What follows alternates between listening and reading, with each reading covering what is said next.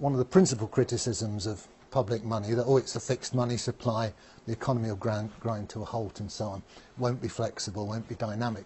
Nonsense, we can lend it as well as spend it. So in that case, we add on these two new money flows. The state lends it to, well, we don't want to lend it to any Tom, Dick or Harry perhaps. We want credit-worthy, what we might call principal borrowers. Typically a bank. And the banks could perhaps participate in reverse auction. The state could say, well, here's 100 billion new money, we're going to lend it to the best bids. Okay, you guys submit your IOUs and we'll choose the best one. So it's a nice free market way of doing it. It has a side effect that wholesale interest rates are set by the market and so on. So don't get fazed by people saying that our money supply is fixed and inflexible. There's other ways of doing it. Obviously the state can lend zero interest to public infrastructure projects as well. I'm just highlighting this because it's something I've been discussing with Bill Still, who's on the libertarian ticket, and he wants some free market answers to meet his critics. Right, here's a basic operation. It's how the banks make their profit, among other ways. It's the main way they do it. So banks have this neat way of adding numbers to your loan. You know, you take out a £100,000 mortgage and you look at it in a few months' time, and if you've not been meeting all your payments, it's suddenly 101,000. Conversely, all the people who are making deposits with the bank, they get some interest added to their accounts. Not much these days, and the difference between what's added to loans, what adds to the bank's assets, and what's added to the customers' deposits, which increases the bank's liabilities, that's called the spread, and gives the bank a lot of its gross profit. It also, of course, charges fees and all sorts of other little niggly ways of getting money out of you. But basically, the interest rate spread is their business model. The bank, as we've seen, have operating costs, same as everybody else, leaving a net profit. And this net profit is then distributed, some of it to the shareholders, some is retained, and banks, as they go on year after year retaining profits, that increases that shareholders' capital account on the balance sheet. The bank gets more valuable to its shareholders. So here's a schematic of what happens to a balance sheet when the customer pays interest to the bank. Here's the balance sheet before.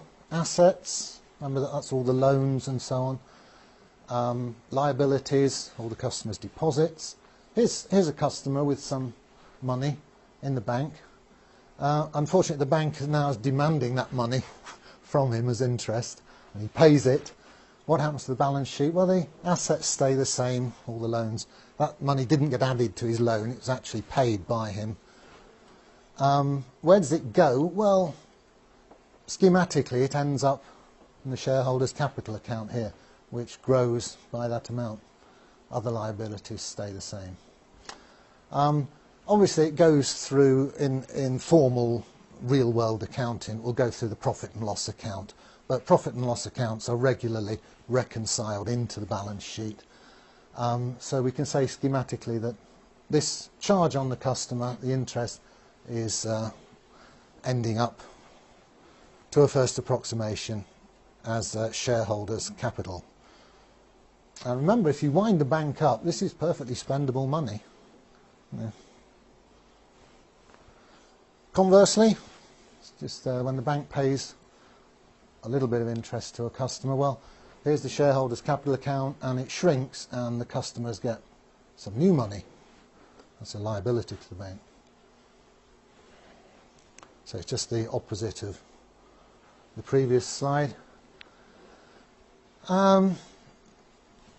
There's the gross interest charged on loan. There's the interest paid back to depositor. The difference is the gross profit, which it's sort of a bit skew that it accumulates on the liability side of the bank's balance sheet, but all that means is that the shareholders have dibs on it, should the bank be wound up.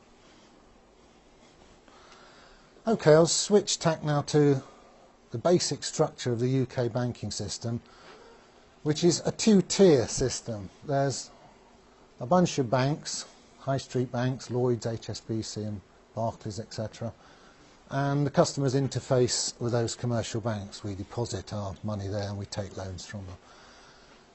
Each of those banks has its own reserve account at the Bank of England, the central bank.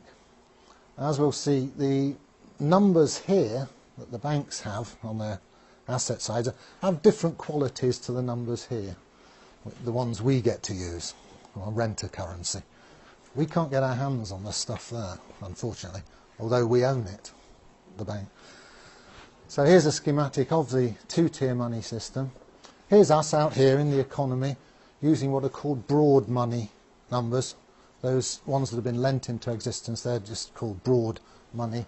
There's a lot more of them than what's called the base money, which circulates between the banks. Goes from one reserve account to another within the computers at the Bank of England.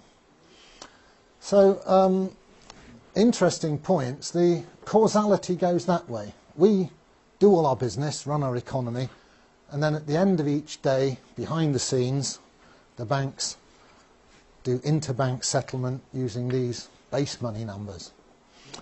And very interestingly, there's no crossover between, there's no direct crossover between the circulation of these base money numbers between the banks themselves and the circulation of the broad money numbers which you and I get to use.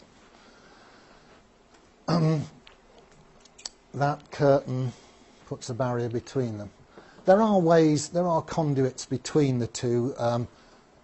Technically, you can buy and sell gilts here, and you can buy and sell gilts here, and the banks can order physical cash here, and we can get hold of physical cash. But as regards the electronic money, that's more or less all of our medium of exchange, these two circulations are disjoint, they don't cross over.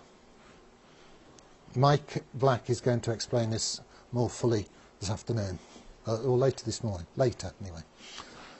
So, here's the overall picture. There's the money numbers that we use. They come in and out of circulation as loans are taken out and repaid. Ambiguity, are they money or credit? Well, you can always have a good argument about that. To all intents and purposes, they're money. And they circulate with great complexity as we do our business. And then basically at the end of each business day, the huge number of money transfers of this sort of broad money is settled by net transfers of this sort of base money. As I said, there's far fewer of these base money numbers. They're internal to the banking system, and crucially they're issued debt-free by the Bank of England. It's been doing quite a lot of that lately with quantitative easing.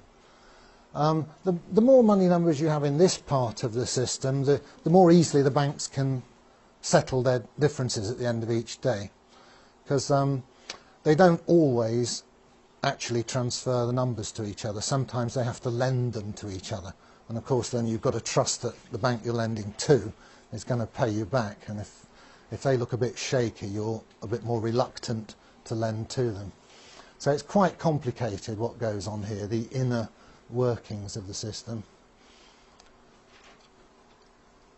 I like to think of it like this. Because of the disconnect between the two circulations, we're almost moving to a system where we the people, the users, get to use these funny money numbers, and the guys running the system are settling up between themselves at the end of each business day using these other numbers. And there's getting to be such a disconnect between them, they might as well be using Smarties to settle up, because their game is to make a very good living by making the rest of us use their funny money numbers. And we gradually, since the Second World War, we've moved incrementally into this, what's now a scam. I think I'll leave it there then and take questions.